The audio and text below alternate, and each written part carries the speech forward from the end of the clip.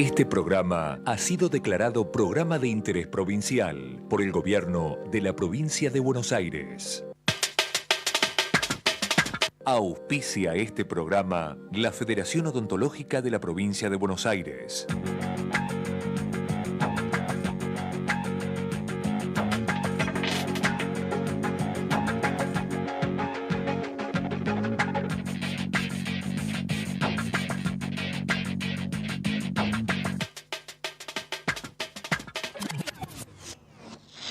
Muy buenas tardes, ¿qué tal? ¿Cómo les va? Bienvenidos a ese.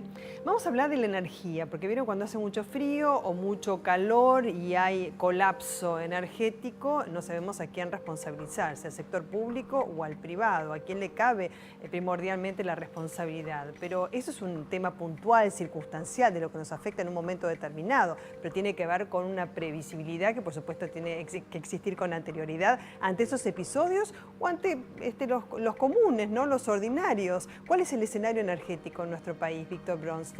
¿Qué tal? Buenas tardes. Bueno, es un escenario que tiene algunas complicaciones producto del crecimiento económico que tuvo el país en estos últimos 10 años. Y si uno mira, eso ocurre habitualmente en nuestro tipo de civilización, ¿no?, industrial, si el crecimiento económico y el crecimiento energético van de la mano, ¿no? Es verdad eso. Entonces, toda nuestra forma de vida, toda nuestra civilización está sustentada en un alto consumo energético. Entonces, crecer económicamente es crecer en las necesidades de energía. Y hay que ver cómo van de la mano, es una línea interesante para seguir después. Sebastián Premisi, la misma pregunta, buenas tardes. Buenas tardes.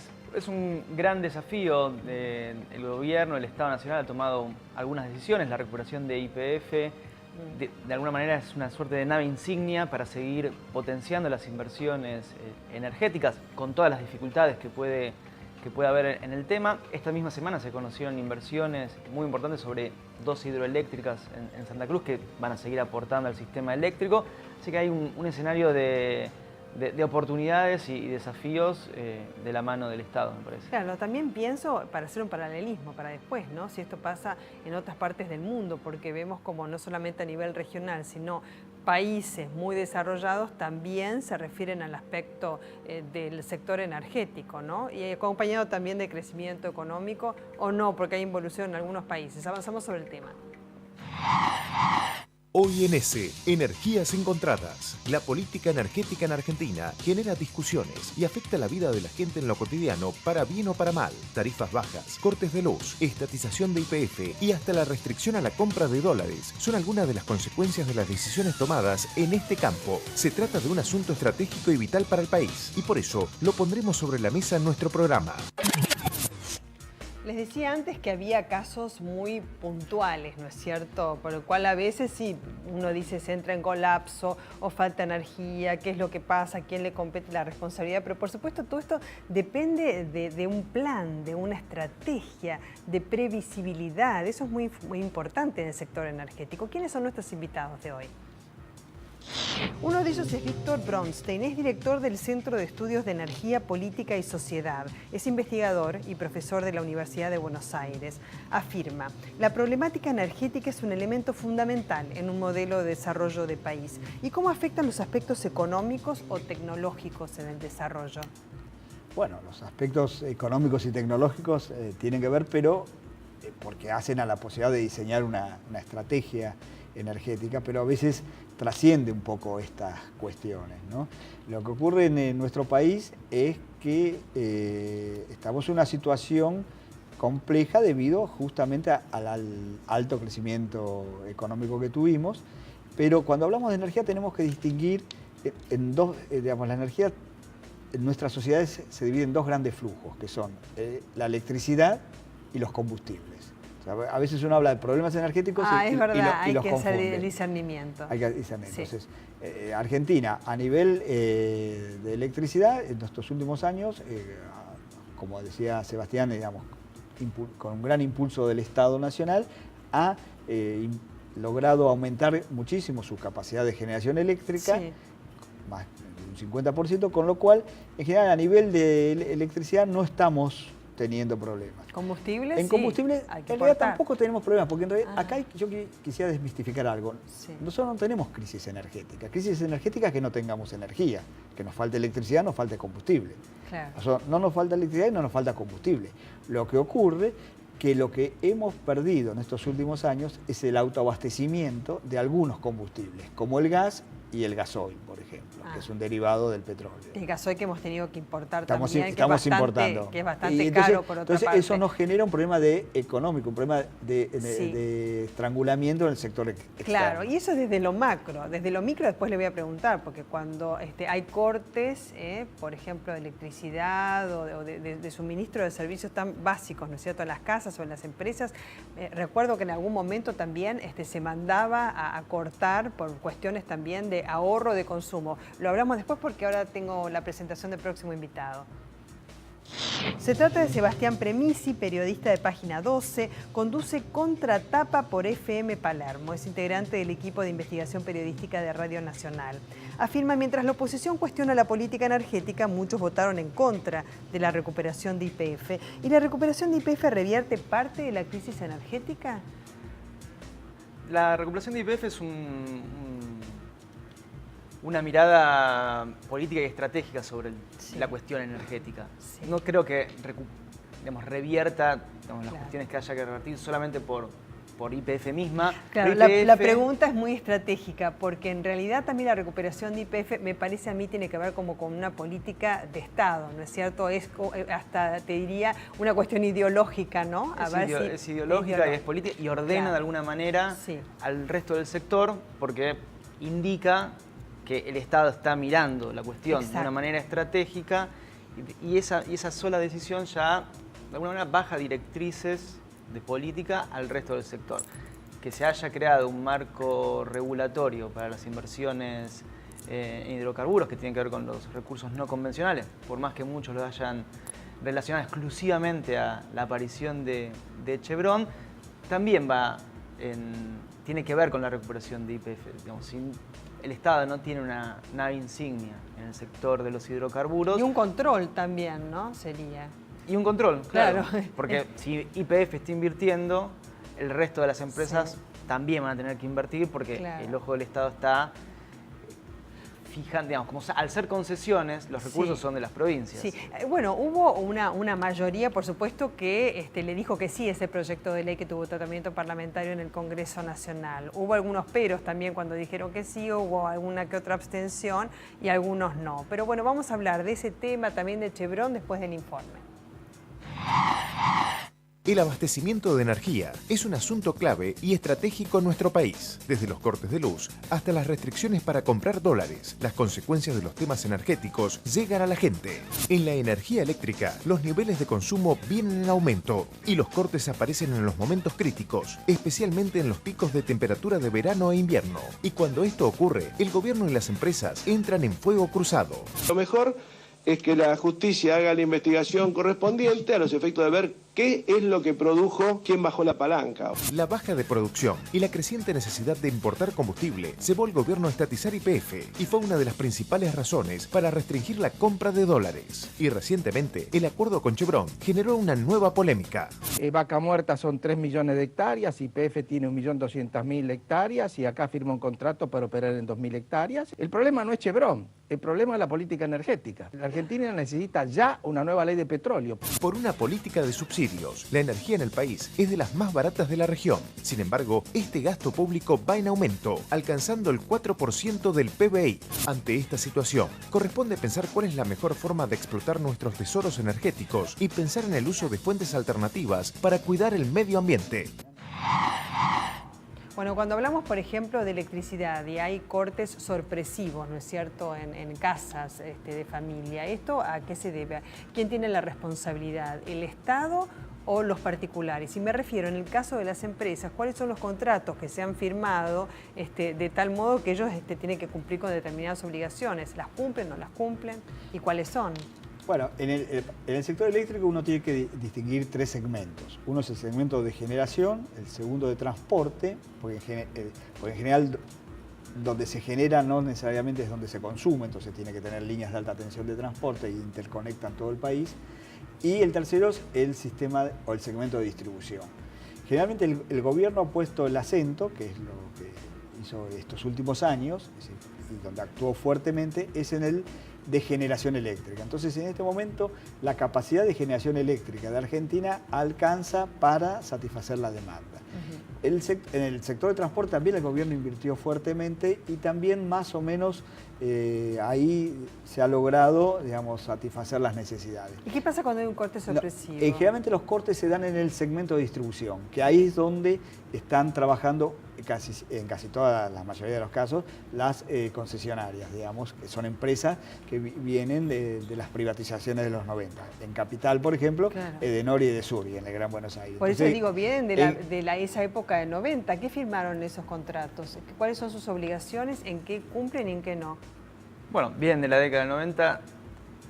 Todas las privatizaciones conllevaban la obligación de realizar inversiones y si uno analiza cuánto ha puesto el sector privado y cuánto ha puesto el sector estatal para salir a socorrer esa falta de inversiones del sector privado, bueno, se da cuenta que en realidad la época de las privatizaciones no le hizo bien a ningún segmento de toda la trama energética. Pero no invierten, estás diciendo, en base a lo que tendría que invertir. Yo creo que deberían invertir más de ¿Deberían? ¿El contrato no les obliga a invertir?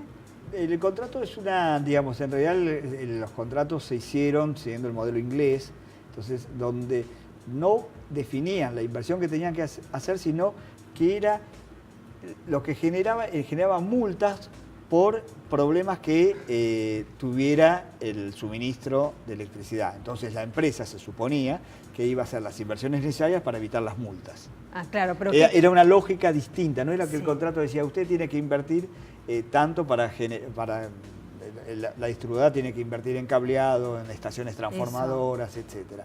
Entonces el contrato no decía eso, sino que decía si usted se produce corte de luz yo les voy a cobrar tanto. Lo que pasa es que todo el sistema se distorsionó porque después las multas no las pagaban, las judicializaban, es decir, entonces no se vieron obligadas por contrato, digamos, por contrato tienen una calidad de servicio que cumplir. Lo que el contrato obliga es a determinada calidad de servicio. Claro. Y ahí cuando no la cumplen, la multa. Se copió en las privatizaciones el modelo inglés de privatización. Claro. Y en Argentina no dio resultado porque las empresas no cumplieron, es decir, con esa calidad de servicio. Claro, y algunos dicen, bueno, no invertimos porque en realidad no tenemos rentabilidad porque las tarifas están bajas y no las hemos podido subir en los últimos años. Bueno, eso fue lo que pasó, es el argumento que tienen en estos últimos años, pero cuando hubo el gran corte de Sur en el año 96, 97, no era un problema de tarifas, digamos, ¿no? Es decir, ahora dan como ejemplo eso, ¿no? Eso, y lo sostienen en muchos casos, ¿no es cierto? ¿Qué pasa con el tema tarifario? ¿Y es real lo que está planteando? Bueno, sí, hay un tema del gobierno, en un principio con un buen criterio, cuando se sale de la convertibilidad, es decir, los contratos estaban en dólares, entonces decide especificar los contratos porque hubiera sido imposible, claro, hubiera sido una catástrofe. Ningún contrato puede ajustarse por inflación, eso ya es... Sí. Está bien eso, entonces no, eso ni los nuestros, digo, ningún contrato. Sí. Entonces generó digamos, que no las tarifas se especificaran, y el gobierno en un primer momento, una situación de crisis muy aguda, como era en 2001, 2002, decidió no aumentar las tarifas porque no aumentar las tarifas permite ayudar a la recuperación económica. Claro, y eso me refiero por la ley de emergencia económica que ha tenido prórroga durante varios años, es lo que le permite, digamos, que no haya ese ajuste por inflación, ¿no? Sí, en realidad la emergencia económica no solamente eso, es el Estado el que tiene, de alguna manera, está parado sobre los contratos y el marco regulatorio y es el que, de alguna manera, sigue teniendo control sobre esos contratos. ¿Controla el Estado los contratos? Digo, ¿O hay falta de contralor? No, los controla. ¿Sí? Si no, no tendríamos las distintas exposiciones públicas del ministro de Vido poniendo el ojo sobre las empresas. Que siga habiendo problemas y que cada tanto tengamos situaciones con el Edenor y Edesur, no quiere decir que no haya control. No, y últimamente... Digo, es una puja interesante que se da sobre ese modelo de privatización que todavía sigue vigente. El modelo de los contratos que Víctor marcaba es es patente y ocurre en otros segmentos, en otros mercados que han sido privatizados. Ejemplo, la telefonía, y lo que es la entrada de la telefonía celular, más todavía, que se habla de... Y nos constan las multas de los últimos tiempos, desde el Ministerio de Planificación, cuando no se ha dado cumplimiento con el abastecimiento a los consumidores, a los usuarios, ¿no? El problema es que si el Estado quisiese revertir todos los contratos, la acusarían de inseguridad jurídica, entonces se entra en esa trampa. Digo, no es... Sí, no, por eso. El tema de privatizaciones es discutible. No, en todos los sectores no ocurrió lo mismo, ¿no? Hay sectores donde funcionó mejor. Si telefonía ahora estamos con problemas de inversión, pero hay que reconocer que en los primeros años la inversión, fundamentalmente el pasaje, porque ahí donde había que pasar a nuevas tecnologías, hubo lo que ocurrió en el sector telefónico es distinto al sector energético. Eso merece un programa aparte, porque además no escuchamos nada de lo que hablamos por teléfono, se entrecorta. Y eso pasa por falta de inversión, porque no colocan las antenas necesarias. Exactamente. Y no están siguiendo. Por eso digo, a veces hay cuestiones que en otros países funcionan y en Argentina no funcionan. Y entonces el Estado tiene que hacerse cargo, porque hay una cosa que hay que entender, y es fundamental y es conceptual. Es decir, el Estado tiene que garantizar a la población y a todo el sistema social la energía necesaria para su desarrollo y su funcionamiento. Porque si no, se para el mundo, se para la sociedad. Entonces, acá se pensó que, siguiendo las reglas del mercado, en la época de las privatizaciones, el mercado se iba a hacer cargo de este desafío, de este compromiso. Y el mercado se rige por las leyes de oferta y demanda y punto. Y lo que mostró en Argentina es que esto no resultó. Entonces el Estado tuvo que agarrar la mochila y decir, bueno, si el mercado no se hace cargo, me tengo que hacer cargo yo. Por eso les decía que también era un tema ideológico, como el caso de YPF. Pero hay declaraciones del presidente Cristina Fernández de Kirchner apuntando al sector eléctrico. Las próximas metas tienen que ser la puesta en marcha del alargamiento de vida de embalse de Río Tercero, la segunda, la construcción de Atucha 3 y también la construcción del reactor nuclear Karen, que ya también ha comenzado la construcción. En esto que hizo bien o mal el gobierno nacional. Sí. Bueno, el gobierno lo que hizo bien, que justamente una de las cuestiones que ocurrió durante la década de los 90, que las inversiones en generación eléctrica se hicieron a partir de centrales térmicas que funcionaban a gas. Y dejaron de lado inversiones que son mucho más costosas, tienen retornos mucho más largos, que son las inversiones en hidroelectricidad. Y bueno, el sector atómico el sector nuclear está muy regulado, y entonces era difícil que entrara el capital privado. Eso generó que nuestra matriz energética de generación eléctrica en este momento sea muy dependiente en un 60% del gas, que es una de las causas de los problemas que tenemos de déficit de gas. Entonces lo que el gobierno ha decidido, y que yo coincido... Que seguimos importando. Que seguimos importando gas, es tratar de diversificar un poco esta matriz energética. ¿Cómo sería? Bueno, sería, relanzó, digamos, puso en marcha otra vez el Plan Nuclear Argentino, la última central, digamos, que se había hecho, ahora está terminando Atucha 2, que es una central que había empezado a construirse en la década de los 80, ¿no? Entonces relanzó el plan de Atucha 2, plantea hacer Atucha 3, ¿no? Y también tiene planteado incluso hacer algunas centrales más. Y fundamentalmente le dio impulso a proyectos hidroeléctricos. Terminó Yacyretá, ahora...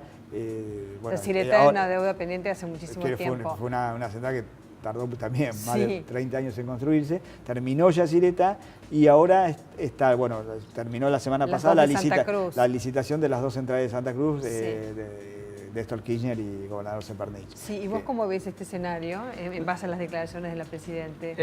No es un dato menor, ahora relacionamos lo de la Presidenta, que se haya terminado Yacyretá en este periodo, digamos. Eso es también una marca interesante de los últimos 10 años. ¿Cuánto provee Yacyretá para tener en términos más precisos? De 3.600 millones...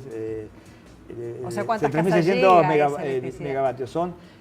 Yacyretá es un 15, cerca de un 15% de la generación eléctrica, un poco está bien. menos, un 12%. Sí.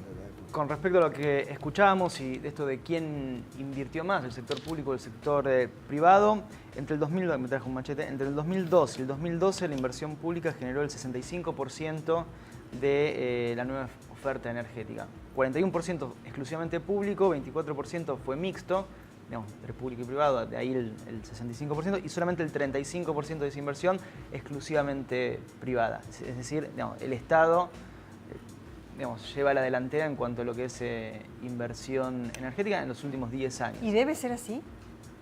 Yo no le veo el problema, yo creo en el Estado, en la intervención del Estado. Claro. Sí, también creo que las empresas privadas, al estar sujetas a contratos de concesión, deben tener una contraparte mucho Claro, y mayor es deben invertir interesante más. el debate, ¿no? Porque lo mismo escuchamos en el Congreso a propósito de YPF y demás, ¿no? Me refiero a la ideología, si el Estado es un buen administrador o no, ya por eso apunta a una cuestión ideológica, ¿no es cierto? Administrador, explotador, ¿no es cierto? Y explorador también de recursos. Bueno, fijémonos respecto de las declaraciones en relación a YPF Chevron. El aporte de Chevron será de 1.240 millones de dólares y no de 1.500 millones de dólares. Llega a 1.500 con los 260 millones de dólares que ya aportó YPF. En el área de General Enrique Mosconi se prevé la perforación de 1.500 pozos en una segunda etapa. Bueno, el argumento que esgrimió el Gobierno Nacional a propósito de la fusión con Chevron tenía que ver con una tecnología diferencial, ¿no es cierto?, que podía aportar, que nosotros no tenemos y que era necesaria para esa zona, ¿no? Pero la oposición no dijo lo mismo y digamos que tampoco está de acuerdo con la incursión de Chevron en Vaca Muerta. ¿Ustedes qué opiniones merece esto? Bueno, yo estoy de acuerdo. Estoy de acuerdo y creo que la oposición cayó dentro de falacias que tienen que ver con que justo el acuerdo se firmó en momentos de campaña electoral, sí, ¿no? Entonces fue más un argumento poco analizado propio de la campaña que realmente un argumento serio, ¿no? Porque en realidad, justamente en el tema hidrocarburífero, la cuestión es distinta que la cuestión eléctrica. En la cuestión eléctrica uno entra dentro de lo que podemos llamar las leyes de la economía, de inversión, digamos, de tecnología, y arma el sistema que genera electricidad. En el hidrocarburo hay una variable que entra, que es la variable geológica. Hay lo que se llama riesgo minero. Claro. Entonces no es que yo, si invierto tanto, saco tanto. Es carísimo, además. Además que es caro, ¿no? Es caro. Pero además cada que vez es caro, más certero, ¿no? Creo. Sí, ¿no? sí, pero igualmente por más certero que hay, es caro. Pero ese no es el problema. El problema es que uno puede no tener. Claro. Si no todos los países tienen. Es decir, el petróleo en el mundo no está distribuido no, es un de manera escaso. Homogénea, digamos. Justamente los países árabes, los países de la OPEP, fundamentalmente del Golfo Pérsico, el Medio Oriente, tienen en una zona que concentra casi el 70% de las reservas mundiales. Claro. Sí, en esto vale justamente una anécdota que Golda Meir, una de las fundadoras del Estado de Israel, que llama al principio del Estado de Israel, en una declaración, justamente cuando era el momento un poco antes de los conflictos petroleros, dijo: no me hablen de Dios, nos tuvo 40 años vagando por el desierto, que el pueblo judío, y nos coloca en un lugar donde hay una gota de petróleo, digamos. Claro. Protestaba contra, es decir, una alusión a que justamente el petróleo algunos países tienen, otros no tienen. Entonces Argentina tiene petróleo, pero no tiene mucho petróleo. Y Sebastián, ¿vos cómo ves esta fusión YPF-Chevron? También debo coincidir, es interesante que por fin se pueda demostrar que efectivamente la recuperación de YPF atrae inversiones. Un latiguillo era: no vienen inversiones a la Argentina, llegan inversiones. Ahora la oposición dice... ¿Cuánta inversión es la de Chevron? Es cuantiosa. En esta etapa 1.500 millones, en una primera etapa. Sí. Y el argumento de la oposición ahora es: Chevron es mala. Hay una cesión de soberanía porque Chevron es o el contrato secreto, que no es secreto, digamos, es un contrato entre empresas. Sí. Digamos, como que buscan el pelo en la leche permanentemente. Claro. Digamos. Y recordemos a muchos que hoy están cuestionando el decreto, digamos, cuando tuvieron que dar la discusión, caso los legisladores del PRO, Francisco de Narváez, Eduardo Amadeo, que hoy están desperdigados en todo el frente opositor, digamos, votaron en contra de esa decisión estratégica y hoy se paran a discutir como diciendo, bueno, nosotros tenemos la visión clara y decimos que Chevron es mala, cuando tuvieron que dar la discusión no la dieron realmente. Bueno, esta musiquita que dice que nos estamos yendo, les agradecemos muchísimo por aclarar este panorama. Quiere decir entonces que ha habido un crecimiento, ¿no es cierto?, desde el punto de vista energético en los últimos años, ¿no? Quedó por tratar, ¿sí? No, sí, ha habido un crecimiento. Por lo que los escuché a ustedes como conclusión. Claro. Ha habido un crecimiento. Sí. Lo que ocurre es que el crecimiento del país ha sido tan claro, enorme eso nos quedó pendiente. Hace que justamente la única manera de poder recuperar el autoabastecimiento en petróleo y gas es desarrollando los recursos que hay en Vaca Muerta, para lo cual el contrato con Chevron es un muy buen contrato. Entonces es incomprensible, como planteaba acá Sebastián, que la oposición que antes se rajaba las vestiduras porque no venían las inversiones, cuando vienen... Sí, bueno, lo dejamos como conclusión. Y para otro programa desarrollar ese tema de crecimiento económico, cómo va compasado del crecimiento también energético, que es fundamental, uno de la mano del otro. Muchísimas gracias, un placer. Gracias por la invitación. Vamos a unos pisos, ya volvemos. Este programa es coproducido por la Federación Odontológica de la Provincia de Buenos Aires. Nos reencontramos el próximo miércoles a las 18:30 por Metro, como siempre. Muchísimas gracias.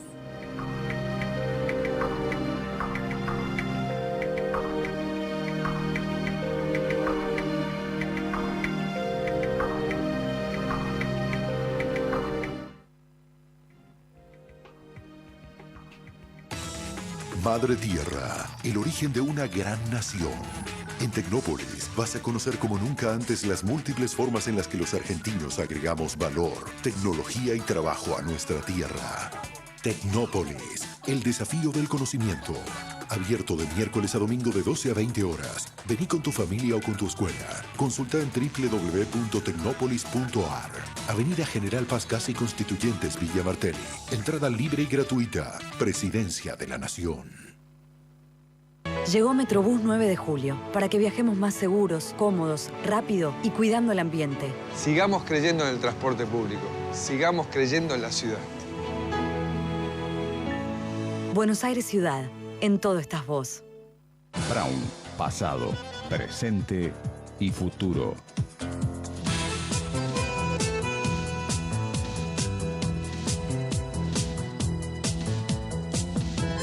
Almirante Brown, ciudad de las artes y las ideas.